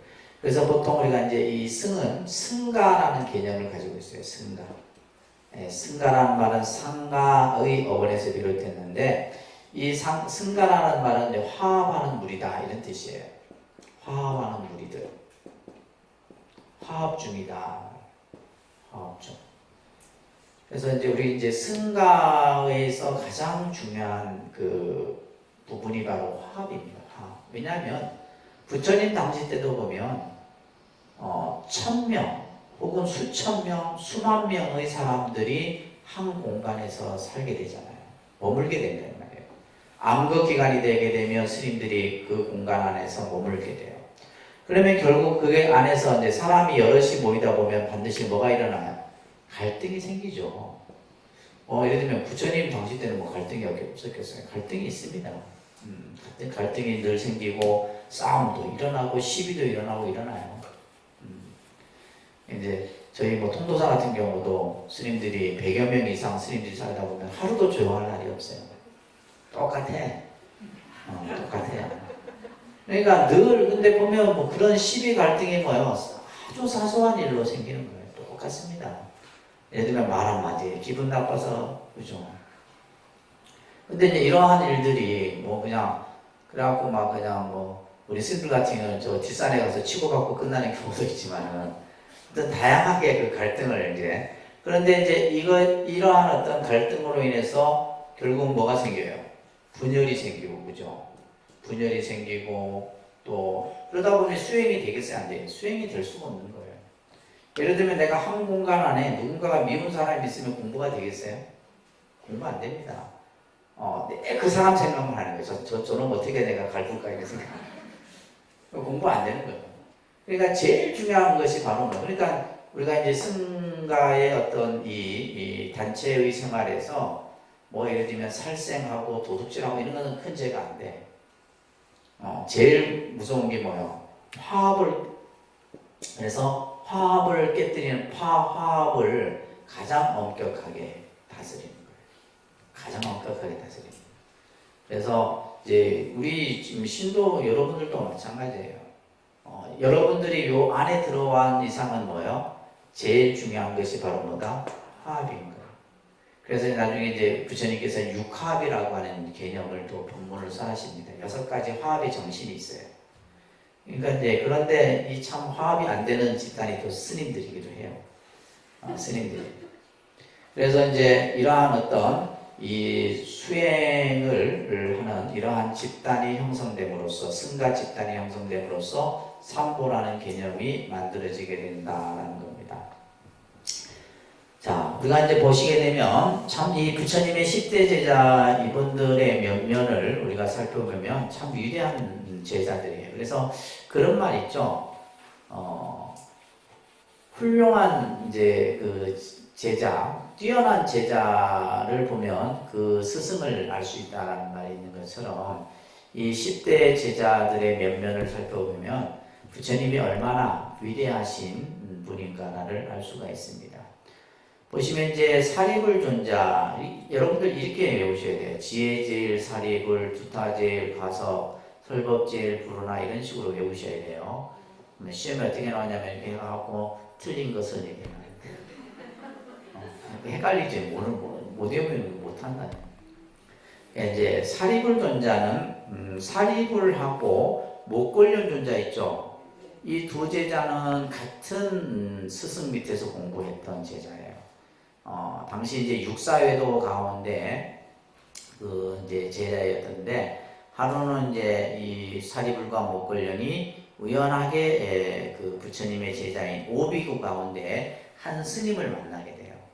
그런데 보통의 수행자의 모습과는 다른 거예요. 그래서 이 사리불과 목걸련이 당신의 스승은 누구입니까? 이렇게 물으니까 이제 오비구 중에 한 스님이 나의 스승은 고타마 부타입니다. 그래서 당신의 스승은 어떤 가르침을 선하십니까? 이래 얘기해요. 그때 이제 이 그 경전에 나오는 내용에 보면 모든 것은 인연에 의해서 생기고 인연에 의해서 없어지는 이러한 말씀을 저희 스승께서는 늘 얘기하십니다. 근데 사리불과 목걸련은 이런 말을 들어본 적이 없었단 말이에요. 그러면 저희들도 당신의 스승을 한번 찾아봐도 되겠습니까? 해서 부처님을 만나는 인연이 되게 되는데 이 사리불과 목걸련이 이제 나중에는 사리불 존자는 지혜제일이 되죠. 그래서 여러분들 이제 반야경에 이제 주로 부처님과 이렇게 문답을 했던 제자가 사리불이에요. 그래서 우리 이제 여러분들 반야심경에는 사리자라는 말이 나오죠, 그죠? 사리자야 시 제법 공상 이렇게 나오는데 바로 그 사리자가 바로 사리불 존자입니다. 그래서 지혜가 가장 뛰어났던 인물이에요. 그 다음에 쭉 보면 두타제. 두타라는 것은 뭐냐면 검소한 아주 소박한 생활을 잘했던 제자 중에 하나가 마하가섭이라. 가섭이라서 보세요. 마하가섭 존자라고 이렇게 불려지는데, 이 가섭 존자는 나이가 가장 많았어요. 그래서 부처님의 나중에 상수 제자가 됩니다. 그래서 부처님의 법을 또 이은 제자가 되기도 합니다. 이 가섭 존자가. 그래서 늘 검소한 생활을, 그래서 항상 떨어진 옷을 입고 늘 그냥 이렇게 아주 음식을 공양을 이렇게 걸식을 하더라도 늘 이렇게 가난하지만, 그래서 이제 대표적인 또 이제 경전에 나오는 이야기로 보면 이 가섭 존자하고 밑에 보면 안한 존자가 있는데, 하루는 이제 부처님도 그러기 아니에요. 너무나 많은 제자들이 있다 보니까 뭐 제자들 얘기가 오늘은 이 제자 얘기 들어오고 뭐 얘기들이 들어올 거 아니에요. 제기에 여러분들 보살님들 얘기 들어오듯이 들어온다 이 말이에요. 그렇다고 뭐 부처님이 무슨 첩보를 심어놨겠어? 그냥 자연스럽게 들어오는 거예요. 들어오는데 하루는 제자들이 와서 부처님께 얘기를 하는 거예요. 이 가섭존자하고 안한존자 얘기가 이제 그 화제거리가 된 거예요. 그래서 안한존자는 늘 탁발을 가면 부잣집만을 간다는 거예요. 부잣집만 가서 탁발을 해오고, 가섭존자는 끼니도 못 먹는 정말 가난하고 가난한 집만 찾아가서 탁발을 해온다는 거예요. 그래서 이제 이 얘기가 부처님 귀에 들어와서 부처님이 두 제자를 부릅니다. 그래서 가섭이여, 너는 어찌하여 가난한 집만 가서 탁발을 하느냐 이 얘기를 해요. 이때 가섭존자가 부처님이시여, 그들이 금생에 이렇게 가난한 삶을 사는 것은 닦아나온 복이 없기 때문입니다. 만약에 금생에 복을 짓지 아니하면 이 사람들은 다음 생에도 또한 뭐요? 더 가난한 삶을 살 거예요. 그들에게. 그래서 이제 가면 뭐요? 그냥 쌀뜨물 같은, 그죠? 죽도 못 끓여 먹을 정도의 가난하니까. 그래도 뭔가를 받아오는 거예요. 왜? 그들로 하여금 복을 짓도록 하게 합니다. 그래서 저는 항상 가난한 집에 가서 그들로 하여금 복을 짓도록 하게 합니다. 이렇게 해서 얘기 들으니까 맞잖아요, 그죠? 그 다음에 또 안한존자에게 물었더니, 안한존자, 너는 어찌하여 그렇게 부잣집만 다니느냐? 이 안한존자가 또 부처님께 어떤 얘기를 하냐면, 이들이 전생에 복을 많이 지어서 금생에 부자지만은 금생에 복을 짓지 않으면 다음 생에는, 그죠? 또 이 복을 누리지 못한다. 그래서 금생에 이들에게 복 지을 인연을 또한 지어주기 위해서 제가 부잣집만 가서 해옵니다. 이런 얘기가 경전에 그려져요. 그래서 경전을 보다 보면 굉장히 재밌는 얘기가 많습니다. 그래서 두타제, 설법제일 부르나 존자예요. 이 부르나 존자는 바라문 출신으로서 의학에 굉장히 능통을 합니다. 의학에 능통을 하고, 나중에는 이 부르나 존자가 이교도들에 의해서 돌에 맞아 죽어요. 실제 이제 이 부르나 존자 같은 경우는 원체 설법을 잘해서 거의 부처님께서 법을 설하는 것과 마치 동등한 그러한 설법을 잘 하셨다고 해요. 그래서 늘 이제 저 타지에 가서 부처님의 법을 설하는 이러한 역할을 했던 인물이 바로 부르나 존자입니다. 이제 신통제일은 목걸련 존자라고 그러죠. 여러분들 잘 알고 있는 우람분제의 연유가 이 목걸련 존자로부터 비롯되죠. 그래서 신통을 가장 잘 이렇게 했다고 해요. 그래서 어느 날 이제 부처님이, 이 신통이라는 것은 사람들을 미혹하게 하는 거거든. 그죠? 사람들을 쉽게 사실은 끌어들이는 것이 신통이에요. 그래서 이제 하루는 부처님께서 이 목걸련을 불러서 사람들 앞에서 신통을 부리지 마라. 사람들이 바른 법을 보지 못하고 미혹된 생각을 일으키기 때문에 사람들로 하여금 그 사람들 앞에서 신통을 부리지 말아라. 신통을 가장 잘 부렸던 인물이 바로 목걸련 존자예요. 수고리 존자는 이제 여러분들이 금강경에 등장하는 존자죠, 그죠? 공의 이치를 가장 잘 이해한 제자로서 해공제일이라고 합니다. 그 다음에 가전년 존자. 이 가전년 존자는 이제 왕족 출신이에요. 왕족 출신인데 논의제일입니다. 논의라는 말은 뭐냐면 토론을 가장 잘해요. 그러니까 스님들이 여럿이 모여서 어떤 주제를 가지고 이야기를 하면 그 주제를 잘 이끌어가고 풀어가는 그런 능력을 가졌던 제자가 가전현존자입니다. 유일하게 이제 부처님 제자 10대 제자 가운데 우바리 존자만 천민 출신이에요. 나머지는 전부 당시에 바라문 왕족 출신들이 대부분입니다. 우바리 존자만 뭐다? 천민 출신이에요. 우바리 존자. 이 우바리 존자는 계율을 가장 잘 지켰던 제자인데 여러분들 이 우바리 존자는 어떤 인물이에요? 샤카족. 부처님의 고향인 샤카족의 왕자들의 머리를 깎아줬던 이발사 출신이에요. 이발사 출신인데 부처님이 이제 샤카족을 방문했을 때 카필라국을 방문했을 때 거기에서 이제 왕자들보다 먼저 출가를 하게 되죠. 그래서 나중에는 이제 계율을 가장 잘 지켜서 지계제일로 이렇게 이제 알려져 있습니다. 그 다음에 아난존자, 아난다존자, 보통 우리가 아난존자라고 얘기하는데 다문제일이라 그러죠. 다문제일. 다문제일이 뭡니까? 가장 부처님의 말씀을 가장 많이 듣고 기억했던 제자예요. 그래서 실제로 이제 부처님의 말씀 경을 이 아난에 의해서 전부 우리가 지금 접할 수 있게 되는 거죠. 그죠? 이 아난존자는 부처님의 사촌 동생으로서 아주 인물도 출중했던 제자고 모든 면에 아주 뛰어났던 제자입니다. 이 아난존자가. 그리고 실제로 여성이 출가를 할 수 있도록 만든 것이 아난존자예요. 그래서 부처님 곁에서 가장 오랫동안 시봉을 했던 제자입니다. 그 다음에 천안제일 아나율존자예요. 이 아나율존자도 이제 이 왕족 출신인데 처음에 이제 출가를 했을 때는 굉장히 게을렀어요. 게을러갖고 부처님께 어느 날 꾸지람을 듣고 7일 낮밤을 자지 않고 수행하다가 눈이 멀게 되는데 그러면서 이제 천안통을 얻게 된 거예요. 그래서 천안이라는 말은 천리를 내다보는 그러한 능력을 가진 제자입니다. 아나율존자. 그 다음에 부처님의 아들이죠. 그죠? 밀행제일인 라우라존자. 밀행이라는 말은 남모르는 선행을 가장 잘했던 제자예요. 아주. 그래서 실제 이제 이 10분의 10대 제자의 모습들을 우리가 이제 경전을 통해서 이분들의 여러 가지의 이러한 이야기들이 부처님 생애를 통해서도 이분들이 어떻게 해서 부처님과 인연을 맺게 되고 또 수행을 해서 이런 어떤 깨달음을 얻고 그래서 실제 이제 이 모든 제자들이 나중에 아라한가를 다 증득을 하게 되죠. 그죠? 아라한가를 증득을 하게 되고 또 경전을 보게 되다 보면 우리가 이제 많이 이런 제자들을 접하게 됩니다. 접할 수 있습니다. 그래서 이 10대 제자도 여러분들이 이제 최소한 이 제자가 가지고 있는 특징과 이론들은 꼭 이해를 하시기 바랍니다. 자, 따라하세요. 지혜제일 사리불, 두타제일 마가서, 설법제일 부루나, 신통제일 목걸련,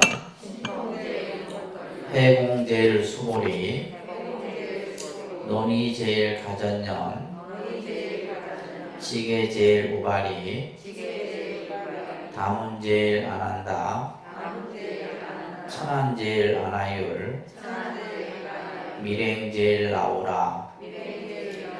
뭐 부처님도 마찬가지지만은 이제 우리 스님들도 그래요. 그 스승이 있으면 그 스승 밑에 제자들을 보게 되면 그 스승이 얼마나 훌륭한가를 알 수 있게 되는 거예요. 그래서 이제 그 제자들이 어떤 역할을 하고 어떤 수행을 하고 주로 이제 스님들이 모이면 그런 얘기를 많이 해요. 그 어떤 스님이 있는데 이 스님의 은사는 누구고 이 스님이 어떤 수행을 하고 그리고 그 위에 사형은 또 누구고 사제는 누구고 이러면서 이제 스님들이 모이면 가장 많이 하는 얘기가 그런 얘기예요. 그래서 참 그 은사 스님 훌륭하다 이런 얘기.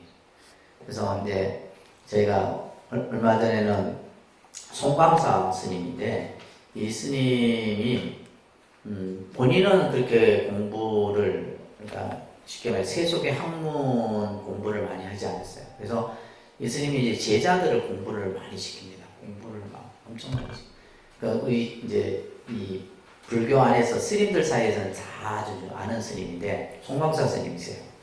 그래서 이 상자들 보면 뭐 유학을 보내고 대학을 시켜서 아마 이 스님 상자 중에 박사만 해도 4-5분 정도 돼요. 그러니까 이제 또 보면 그렇게 어떤 물질적으로 이렇게 공부를 시킬 뿐만이 아니라 상자에 대한 애정이 각별해. 그래서 이제 제가 통도사에 있을 때 이제 이 송광사 이 스님 제자 스님이 있었는데 겨울 되면 뜨개질을 해갖고 양발하고 이렇게 막 해갖고 보내고 그래요. 그리고 심지어는 은사가 상자 고무신이 들어오면 은사 스님이 고무신을 싣고갖고 딱 되돌아오려고 보살이지 보살, 그죠? 그래서 이제 그러니까 이제 우리 스님들 입장에서 그 스님 그래서 그 상자를 보고 참 복이 많다 이런 얘기를 하거든요. 복이 많아야지만 그런 훌륭한 스승을 만날 수 있는 거예요. 그렇듯이 우리가 이게 부처님의 제자들이 그냥 단순한 이야기거리가 아니에요. 이것은. 그래서 우리가 이제 항상 예불 할 때도 10대 제자를 항상 하잖아요. 그죠? 영상당시 수불부족 10대 제자, 16성, 500성, 독수성 예불문에도 항상 이렇게 하는 것처럼 그래서 부처님의 그러한 어떤 위대함 부처님이 왜 우리가 부처님께 공양을 하고 예배를 드리고 2600년 동안 불교라는 종교가 존재하고 또 심지어는 그분의 가르침을 배우기 위해서 우리 스님들은 출가를 하고 그죠? 구도의 수행을 하고 이런 것들이 그냥 이루어지는 것이 아니다. 그래서 단순한 여러분들이 어떤 종교로서의 어떤 부처님만을 부른 것이 아니라 이런 어떤 실질적인 어떤 때로는 인간적인 모습의 부처님, 때로는 부처님의 어떤 정말 어느 누구도 비교할 수 없는 어떤 위대함의 모습들 이런 것들을 다 볼 수 있는 안목을 갖추셔야 되는 거예요. 단지 여러분들은 뭐예요? 그냥 법당에 가면 모셔놓은 불상만 보고 부처님만을 생각하잖아요. 무슨 말인지 이해되시죠? 그래서 이런 공부들을 통해서 우리가 부처님을 좀 더 객관적으로 좀 이렇게 볼 수 있는 안목들을 키우시기 바랍니다.